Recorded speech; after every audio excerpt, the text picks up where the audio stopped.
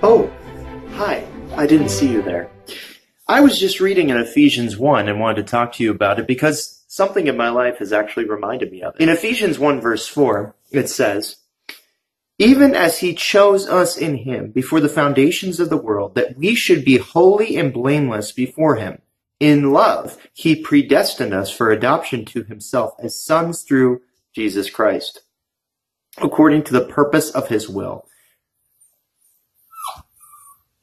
Speaking of sons, as some of you guys know, I was able to get the puppy that I've been wanting for 4.5 years. And I recently got him on a farm where he was able to run and frolic freely. So he went from a farm to, a neighborhood. I saw him online and I knew the region pretty well. So I checked it out and it seemed pretty legit. So we went, we got him.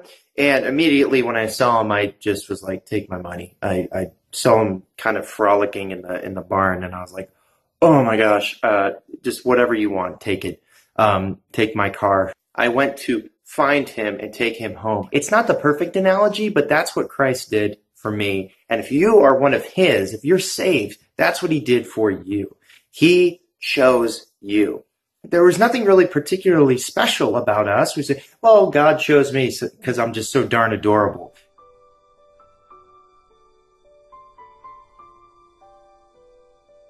Shrek? Oh, come on, donkey. Look at him in his wee little boots. Remember from life, one of the big takeaways was God doesn't need you, but he wants you. See, God wasn't up in heaven saying, honestly, life is not complete without Dave. No. He, in his grace, in his love, in his mercy, chose me. Again, nothing because of me, but all because of him. Because he's good and because he's loving. Here he comes. Milo's a little different because, he wasn't dead, as Ephesians 2 says we were. He was very much alive, and as you can tell, he is very, very much alive, aren't you? Say hello, Milo.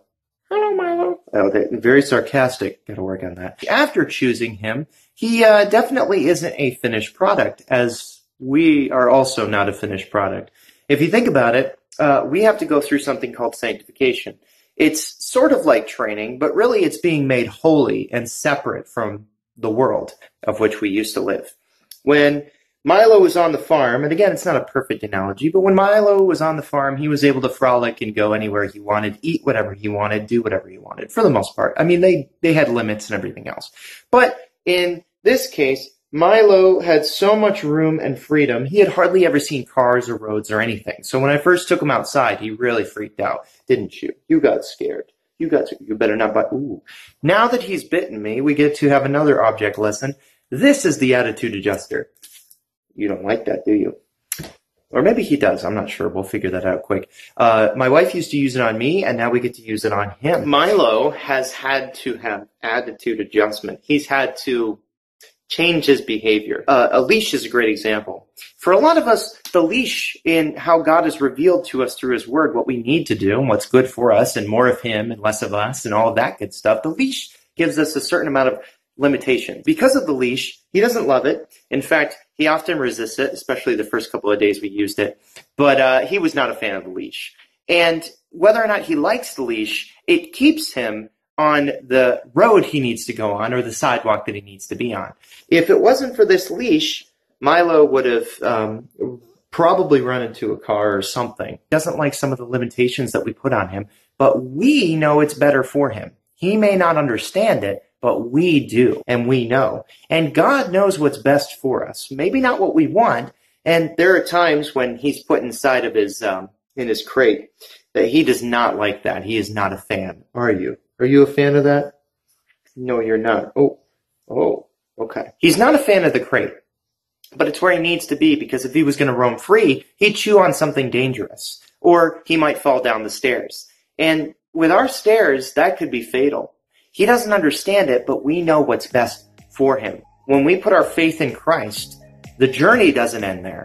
God has a relationship with us where we have to be trained to be more like Christ, the example that Christ showed us when he was on this earth. It's going to take a while, but it's for our better. Don't forget that. Remember, he chose you. Remember, even in this hard time, that he has what we need in mind.